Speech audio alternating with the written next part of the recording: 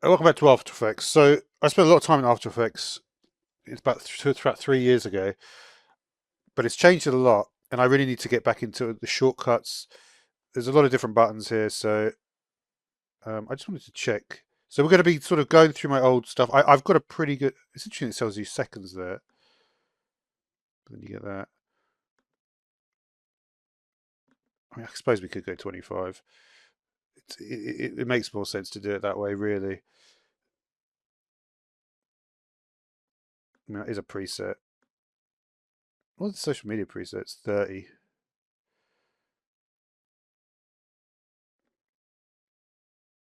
I guess this is pretty more. I mean,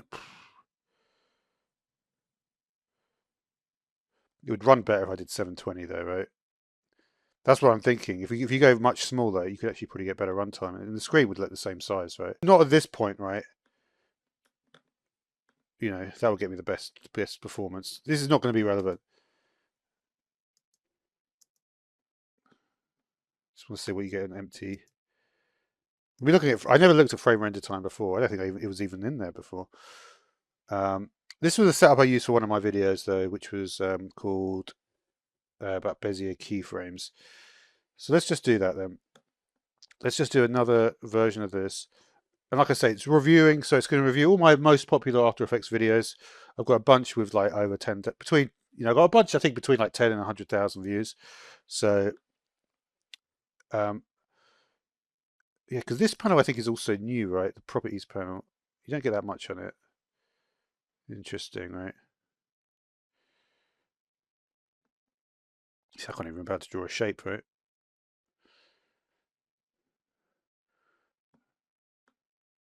Was it always like this? I guess it was, right? I think there are some new buttons here. Let's see.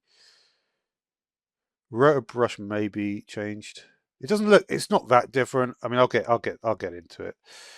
But it's always the best case when you're dealing with, um, you know, Q is. Wait, can I switch it with Q? Yeah, I can switch around with Q. Okay, that's good. All right, so let's do. Okay. Alt is doing something interesting. It's changing that. Can't remember what that is, to be honest. I think Alt just gives you a. Yeah.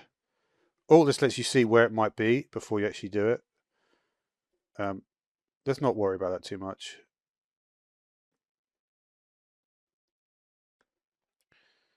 All right, let's place it at the beginning. I wonder why I've got the background is those.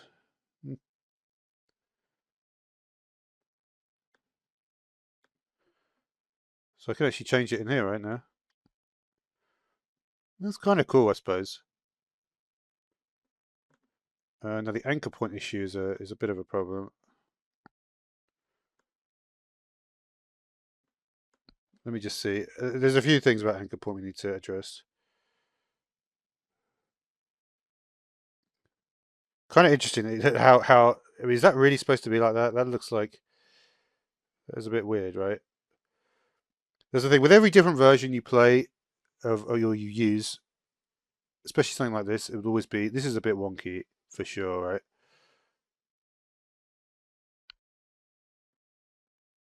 That's about where that probably needs to be. This is too small. I always like to do it this way. Like even in Premiere Pro, I do it this way. Even though really the way you're supposed to do it with Source and the other thing. All right, so let's just start with the most basic stuff to do. Luckily, weirdly, the only key, the shortcuts I remember, the ones where it's literally just press one letter. Position, I suppose, is quite easy. Scale is S, but I think there were two that were S. Problem is, there's something else that begins with opacity. Opacity. It's not O, is it? I can't remember what opacity is. What could opacity be? T is something, I think, right? T is opacity. There you go. All right. All right. So let's not do opacity. Let's do position. Is there just add keyframe button? I can't remember. And I remember this is important, right? If you don't use this, it feels like it's not working.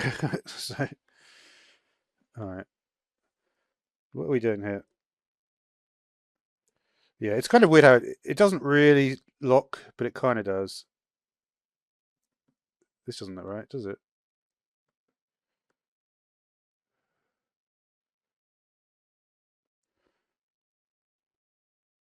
All right, right. So that's that. This is the first problem that you always have, right? You move it over there, and it goes completely off because you haven't centered the anchor point properly. Okay. All right, then we use pan behind anchor point tool to actually move it, right? I don't think we need any special clicking on it. Is there a way to get this to be right in the middle? Not really, right?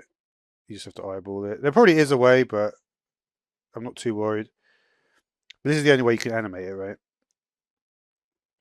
Yeah, it's about getting used to all the deselection stuff, right?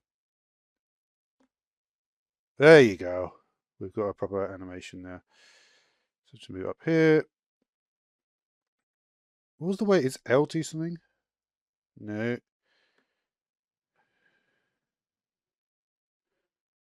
2 seconds.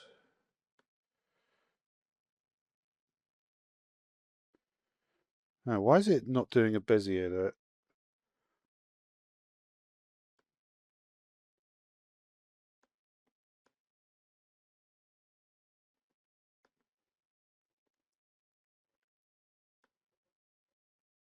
How did I see it? I need info, right? I don't want that. I can't remember why I got it starting as linear. I don't actually. I think I just must have changed the setting. You can get it to not start at linear. I'm pretty sure. And now we press the G key on this stuff, right? And then funny stuff happens. Yeah, G key makes it go auto Bezier, right? Just to check that is the case. Linear. You have to just to put it on all of them. Maybe, right? Shift G is extra point, right? Yeah.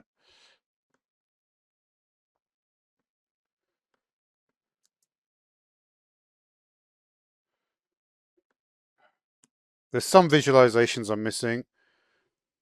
I'll probably get in the settings. It's not like, to be honest, like I say, I want to just remember how to do the things properly. Yeah, you can't do it from the pen tool, right? You have to do G from a different tool to get the whatever this is, the little tent thing. We can go through the different keyframes like that. What else is there that I haven't done? I feel like there's a way to get it to show it the whole time, though.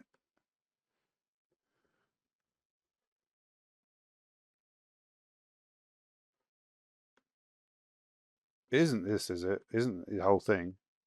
Oh, it is. Okay, we've got. The thing is, this is going to happen quite a lot. I would imagine we're going to get sidetracked quite a lot because I want to have a kind of like a new environment. You know, serene teal. That sounds nice. Let's try that one. Right, looks better, right?